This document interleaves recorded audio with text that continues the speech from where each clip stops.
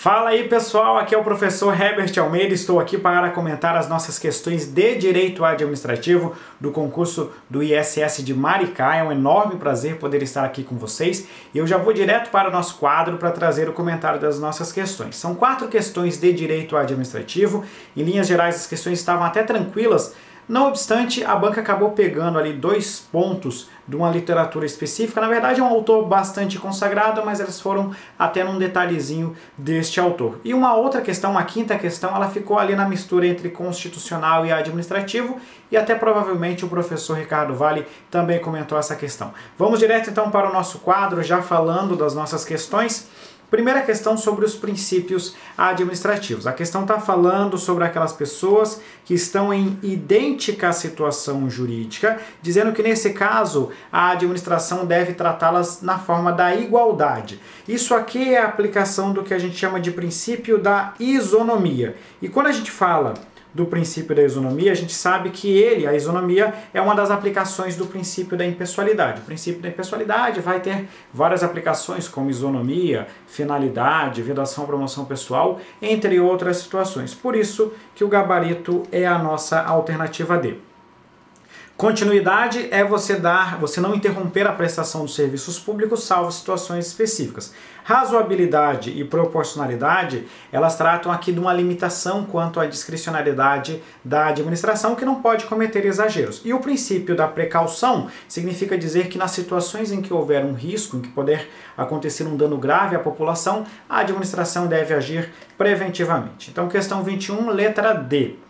Questão 22. A fim de processar ou julgar o presidente da República pelos crimes de responsabilidade ou os ministros do STF pelos mesmos crimes, um dos poderes estatais deixa de exercer sua função típica para exercer uma atípica. Qual que é o caso aqui que a questão está falando? A questão está falando da competência do Legislativo, que atipicamente estará julgando. Função típica do Legislativo é legislar e fiscalizar. E nesse caso específico aqui ele estará julgando. Então nesta situação ele exercerá atipicamente a função jurisdicional. Isso aqui está lá no artigo 52 como a competência privativa do Senado Federal. Se é privativa do Senado e o Senado faz parte do Legislativo, analisando as opções dentro da questão, só pode ser a alternativa E.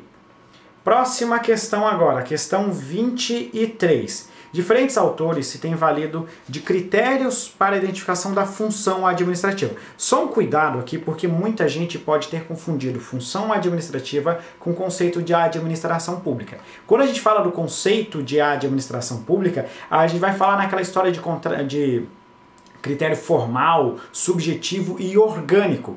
Agora aqui, quando eu falo de função administrativa, aí a classificação é bem parecida, mas um pouquinho diferente. Por que eu estou falando isso? Porque se você fosse pelo conceito de administração pública, nós teríamos 2 questões que estariam corretas, porque ambas tratam dos sujeitos que exercem a função administrativa. Mas não é disso que eu estou falando nesta questão. O conceito que eu estou dando aqui é o conceito de função administrativa. E aí lá no livro do Carvalho Filho, ele traz 3 critérios. O subjetivo ou orgânico, que trata do sujeito ou agente da função. O conceito objetivo material, que é o conteúdo. E o objetivo formal, que é o regime jurídico aplicável. Como a questão está falando do sujeito ou agente, ela está falando do critério subjetivo ou orgânico, e por isso que o gabarito é a alternativa A.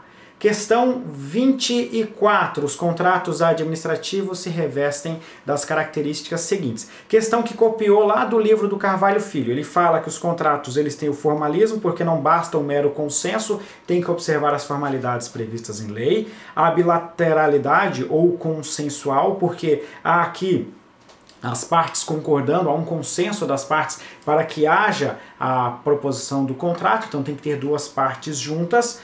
A comutatividade, que é o equilíbrio das obrigações, e a confiança recíproca, ou intuito personae, que significa dizer que o contrato, como regra, deve ser cumprido por aquela pessoa que venceu a licitação e foi contratada pela administração, admitindo-se a subdelegação apenas em situações restritas. Sobra apenas a razoabilidade, que vai ser o nosso gabarito. Você pode questionar, professor, mas o contrato não tem que ser razoável? Olha, eu entendo que sim, mas essa não é em si uma característica específica dos contratos. toda a atuação da administração deve ser razoável. Por isso que ela não entra como característica específica dos contratos administrativos e logo, como pediu uma exceção, o gabarito é a letra C.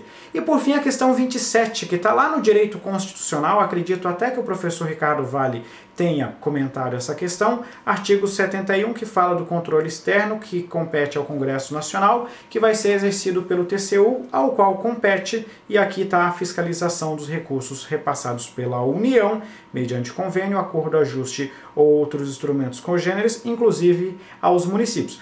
Tome cuidado porque eu estou falando aqui da fiscalização do recurso que foi repassado pela União ao município. Eu não estou falando do controle dos recursos do município. Se fosse o controle dos recursos do município, seria um pouquinho diferente. Aqui eu estou falando de controle do recurso da União. E nesse caso, sobra apenas a letra C, porque é uma competência do Congresso Nacional com auxílio do TCU. Dava para questionar essa questão por um único aspecto, porque assim, o controle externo, se eu falo genericamente, ele compete ao Congresso Nacional com auxílio do TCU. Mas essa competência específica do artigo 71, inciso 6, não é uma competência do Congresso Nacional, é uma competência do TCU, porque os incisos do artigo 71 são competências do Tribunal de Contas da União. Então, por este aspecto, dava para questionar essa questão e propor a sua anulação. No entanto, analisando as alternativas, eu entendo que a banca não vai reverter o gabarito, porque só daria para a gente conseguir considerar a letra C. Por isso que o 27 é letra C, e dessa forma a gente fecha o comentário das nossas questões. Pessoal, muito obrigado mesmo, do fundo do coração, um grande abraço, espero que vocês tenham ido muito bem nessa prova. Até a próxima!